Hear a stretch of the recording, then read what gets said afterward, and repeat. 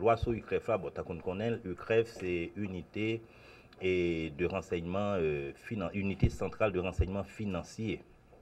Et c'est très important pour Haïti dans la mesure où et Haïti t'est adopté, et ceci pour te conformer aux exigences internationales, t'est adopté en 2013, Haïti a une loi et qui visait à lutter, enfin, loi contre le financement du terrorisme et le blanchiment des avoirs.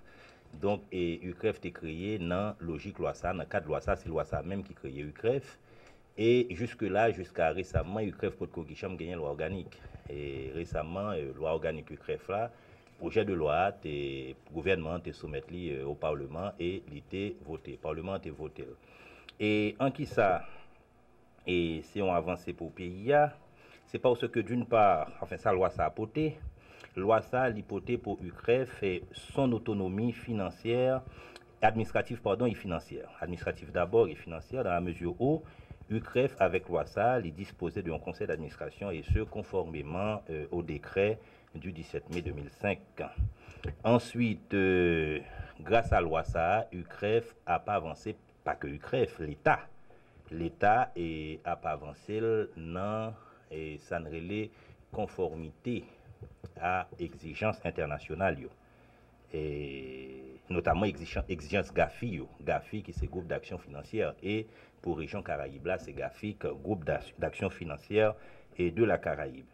Et autre avantage loi ça c'est que UCREF tout il gagne un rôle jouer un rôle d'intelligence financière. Et bien loi ça il visait à renforcer rôle ça à renforcer UCREF pour jouer pour le mener à bien pour mieux jouer, pour mieux mener, mieux jouer rôle ça. Voilà, pour ce qui est de la loi organique de l'UCREF, qui, pour me finir sur ce point ça, et correspondent à et programme gouvernement, à aspiration, à politique et administration Moïse Lafontaine, et pour combattre et financement du terrorisme et pour lutter efficacement contre le blanchiment des avoirs. Maintenant, deuxième point, c'est le projet de loi sur assistance légale. Et son point qui est tout aussi important dans la mesure où, tant qu'on connaît, et assistance légale là, et son obligation que Constitution et loi, les lois de la République fait à l'État et pour bailler tout le monde, peu importe, enfin, tout le monde qui a un problème à la justice, il doit être capable de gagner un représentant légal, un avocat. Et on est un pays très pauvre, où nombre de citoyens sont très pauvres, mais tout le monde est sujet à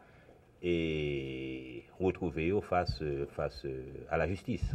Ce n'est pas parce que on n'a pas de pour payer service son avocat que on n'a pas de gagner service son avocat. Donc la loi, la Constitution déjà, la loi de la République et les conventions auxquelles Haïti est parti, il fait l'État, tout État d'ailleurs, donc en ce qui nous concerne l'État haïtien, obligation pour lui et bail tout justiciable qui retrouve en affaire avec la justice et qui n'a pas qu'à payer service son avocat. Et donc l'État gagne pour mettre à disposition monde ça un avocat. Et donc si un projet de loi, c'est-à-dire qui est déjà en conseil, qui est déjà adopté en conseil des ministres et qui est en cours d'acheminement au Parlement de la République pour prise de décision, pour adoption.